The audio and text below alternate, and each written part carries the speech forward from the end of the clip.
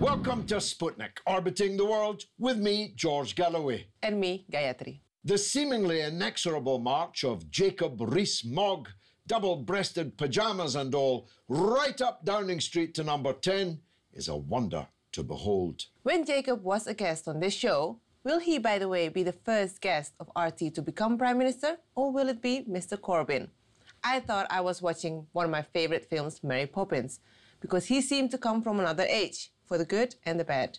But Mogg is rapidly showing he's no mere figure of fun. The Honourable Member for the 19th century, he literally is the most likely person in Britain to be our next Prime Minister. How did that happen? Caroline Frost is the chair of the Broadcasting Press Guild, an author and specialist in the crossover between celebrity and politics, and I'm glad to say she joins us now. Caroline, welcome. Thank you. He is Jacob Rees-Mogg, a celebrity, isn't he? I mean, he's certainly not an ordinary politician. Do you think anyone created that image for him? Has it been created? Is it an affectation, or is that just what he's really like? I really don't think it's an affectation. I think the most powerful celebrity politicians are those who are completely authentic in their own skin. It isn't a product of spin, of committees, of doing this by numbers. And I think that's where his power lies. You say he's a surprising sort of arrival on the scene, but those are often the most powerful people who turn up and almost despite what it looks like on paper, prove to be more than the sum of the parts. He's very humble about it, though. He always says, I'm just a junior backbencher. And I don't have time to be Prime Minister. He said that this week. I've got 6 children, after all. Famously, the father of 6 children, apparently never having actually changed any of their nappies, much to Anna Soubry's or absolute taken off his contempt. double-breasted pyjamas. Or, in fact, purchased a pair of jeans. I mean, yes, he's quite something. He sounds like a throwback to some former age, some sort of 19th century rich man of the country who owns half the feudal system around his manor house and yet feels the need to perhaps dabble in the greater good of society and bring his great learning to bear. It is a bit of a throwback to some former age. Yeah, totally. A benevolent, huge brain and purse. Well, he's been sitting exactly where you're sitting now. I've known him since he entered Parliament. I respect him. I even like him. But it is very counterintuitive in 2018 yes, it is. To have someone who could easily have been a cabinet minister in 1918, maybe even 1818. Yes, keep going. And of course, that'll put him up against the antithesis of a celebrity politician, Jeremy Corbyn. Unspun, Gandhian, vegetarian, maybe even vegan by now, I don't know. That'll be an interesting comparison, won't it? I think celebrity versus the anti-celebrity. The defiant non-celebrity, you're right. But on one hand, when you consider that we've come through the Blair years, to a lesser extent, the Major years, the smooth Cameron years, suddenly we're faced with this prospect where we may have 2 pillars of ideology and the electorate end up with an actual choice. Exactly. What do we believe in? Because both of them, as far as we know, represent those views consistently and deeply. And I think that brings them both a very balanced and mighty power. I think it's very exciting to think going forward. I think so too. And so I hope he makes it, even just for journalistic purposes. It's going to be a great story. Bring it on. Of course, the ultimate celebrity politician, at least the most powerful one, is Donald Trump. Did you see that coming? I think with hindsight, perhaps, I mean, people are all masters of this.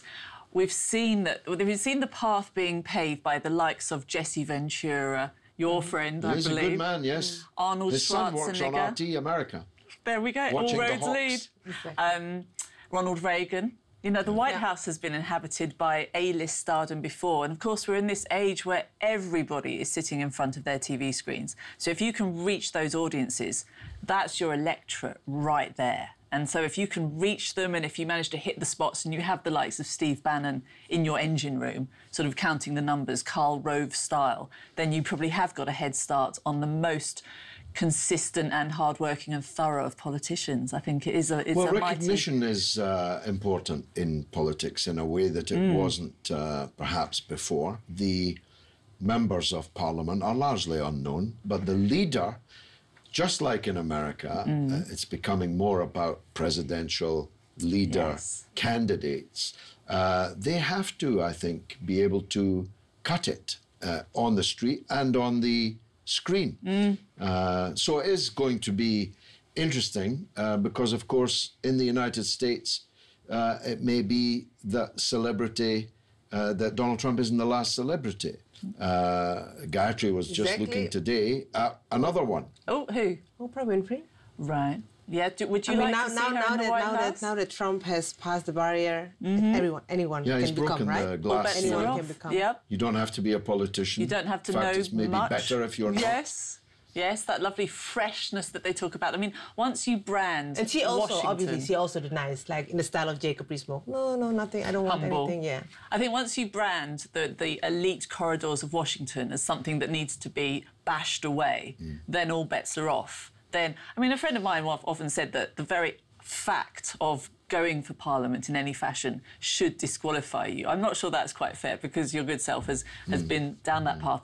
But certainly the sort of the machinations, the Machiavellian intrigue, the very power that you have to exhibit isn't necessarily the quality that you most want to be in the hands of the most powerful person in the world. This is the great paradox. Well, the celebrity you mentioned earlier, who wasn't quite A-list, he was more a B-movie actor, Ronald Reagan, he famously said, we don't want to have working for government anybody that wants to work for government.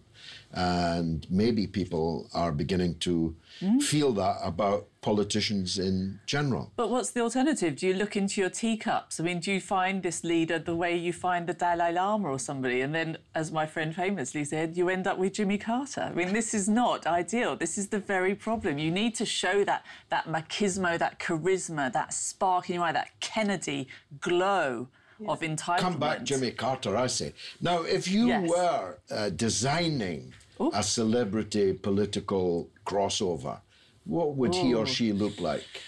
Well, obviously she'd be a she, because we get stuff done. Yeah. But within that person, within that woman, I would like to see the temperament of John Major, the abilities to wield those different spins and plate spinning of perhaps Tony Blair, the robustness of Margaret Thatcher, and the humour of Boris Johnson and the compassion of Nick Clegg, Sounds like I would say. Frankenstein monster to me. It's a rare beast. I mean, if anybody spots that person she in wouldn't the street... get my vote, I can tell you. I served alongside or under all of these people. The only one that would get a pass from me is John Major. John Major was by far and away the nicest Prime Minister in my almost 30 years in Parliament. And did that inhibit him? Well, he famously had the B word within, didn't he? He said that he was surrounded by illegitimate colleagues in his cabinet. Right. So maybe he wasn't ruthless enough with them. But John Major was a genuine, nice guy who was quite hapless, a bit Mr. Magoo. The traffic cone hotline where you could ring up and complain about traffic cones on the M1 and so on. Mrs. Thatcher was an absolute brute, and she devastated whole areas of British life. But in terms of a personal quality, I mean that robustness, that at least you knew what you were voting for or against. And Mr. Blair may have spun those plates, as you put it, but all the plates then came crashing down. Yes. Whether it's Iraq or the deregulation of banking and so on. You've given us your identikit. I say that's Frankenstein's monster. You see the danger therein, don't you, of picking politicians for celebrity qualities. In the past, you're far too young, both of you, to recall, but there was an authentic working class intellectual called Harold Wilson, who was running up against the 14th Earl of Hume, later Sir Alec Douglas Hume. Spelled H-O-M-E, rather confusingly in the English way. And Wilson, as the new white-hot technology man, with his feet firmly where the real people were, made mincemeat out of the aristocrat. What outcome would you expect from Jeremy Corbyn versus Jacob Rees-Mogg? Well, Jacob Rees-Mogg has the vocabulary, as we know, as he likes to, in a humble way, flourish like a sword. His Latin quotes, you mean? Yes. I mean, I'm not sure that would appeal to everybody in the electorate, but I would think it would be a fair match. This is what I mean, because I think if you're not having to spend the time lying, then you can put your efforts into just communicating your ideology. He's definitely not a liar. He makes no attempt at all to hide. I mean, he used to go canvassing with his nanny. It's in the Mercedes. Yes. And this is it, he drives isn't it? a Rolls Royce. He lives in a castle. Yes. His wife is vastly rich, as is he. Earned mainly in city trading, city slicker, and so on. He wears his double-breasted pyjamas with aplomb. He has a wonderful vocabulary, superb, in fact. He's a great parliamentary debater. And he's a man of principle. I think humour can be very democratising as well, across the spectrum. I think that if there's one thing that will bring those class barriers that might keep him tucked away, I think it will be, as you say, his self-deprecation. Self-deprecating It's humour. a very appealing It's a good quality. look, yeah. And I think we're all on one page. All hail Jacob Rees-Mogg versus Jeremy Bring Corbyn. it on. Caroline Frost, thanks very much Pleasure. for joining us. Coming up, who killed British cinema? Don't miss it.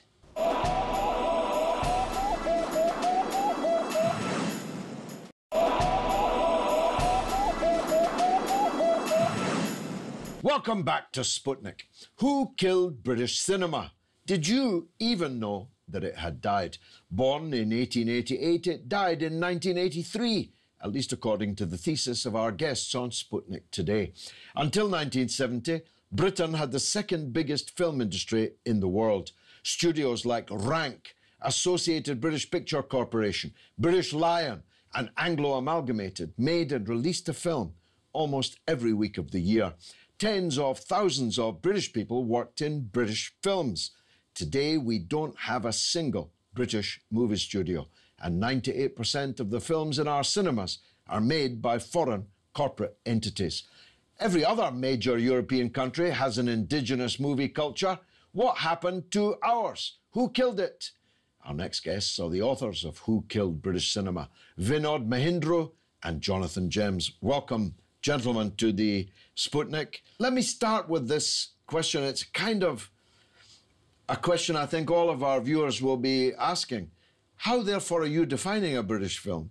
Because, you know, Four Weddings and a Funeral, Notting Hill, by your definition, they're not British films. Say why, please. Because a British film has to be owned and distributed by a British studio. If the key decisions of a film that's being made needs to be owned and needs to be a decision made by people who are British, if the money and if the key decisions are made by foreigners, i.e. American, then by definition it can't be a British film.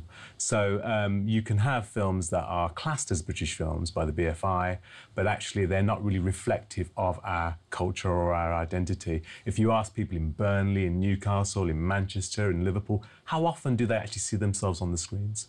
How often are they reflected, their school life, their upbringing, their culture, their diversities?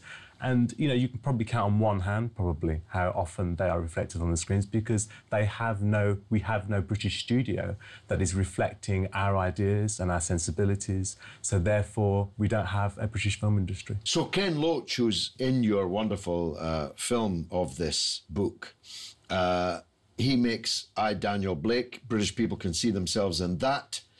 But in Notting Hill, they're really seeing an American sensibility, aren't they? Isn't Absolutely. that the case? Yeah, it's an American sensibility. That's the problem, because a film, I mean, a British studio is a studio that finances and releases films. It's that simple. And we don't have a British studio. We don't have any company that finances and releases British films. The reason is because we don't control the cinemas. You know, whoever controls distribution controls what you can see. And our cinemas are controlled by LA. The first film I worked on was 1984 with Richard Burton and John Hurt. And we worked on that in 1983.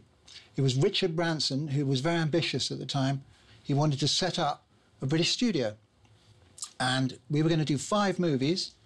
And this one, 1984, based on the book by George Orwell, was going to be the first film. So we made the film. It cost £6 million to make, which was a lot of money at that time. And Richard Branson was only able to release it in one cinema, the Curzon, Shaftesbury Avenue, because Hollywood was worried about Richard Branson.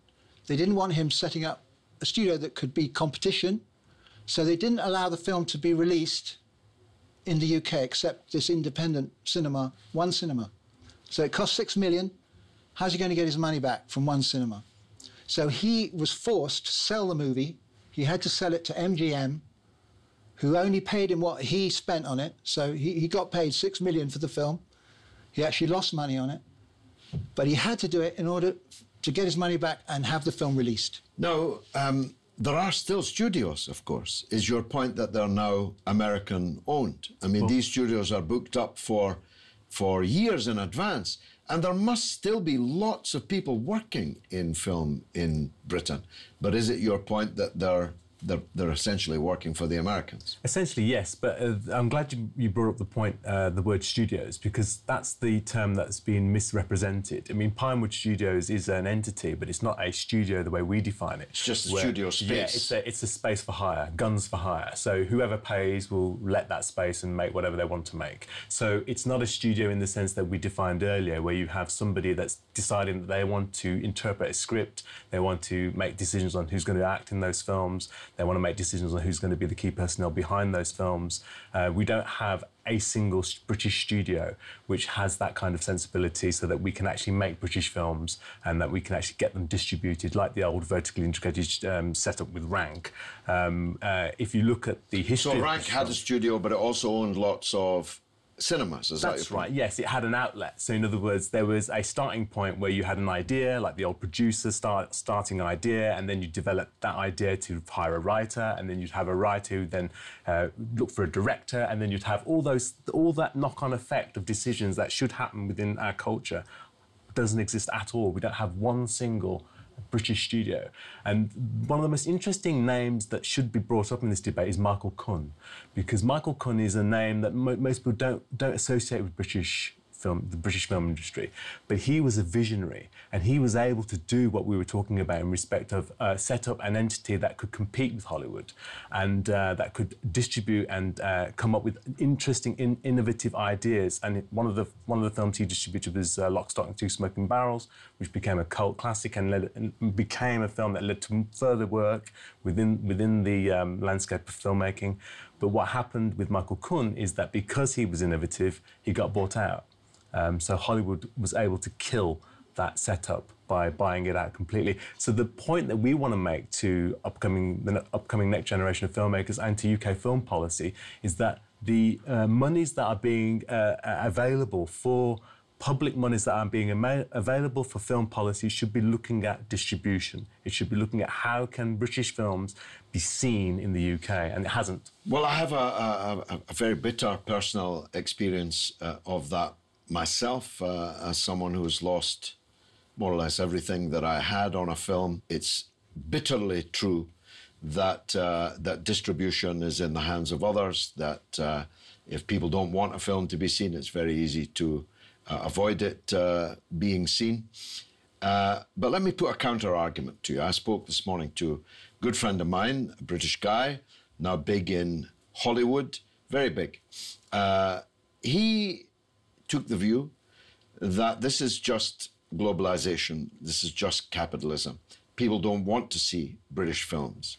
And in any case, the culture is being globalized, so that are these really American films that I am instinctively imagining are American films?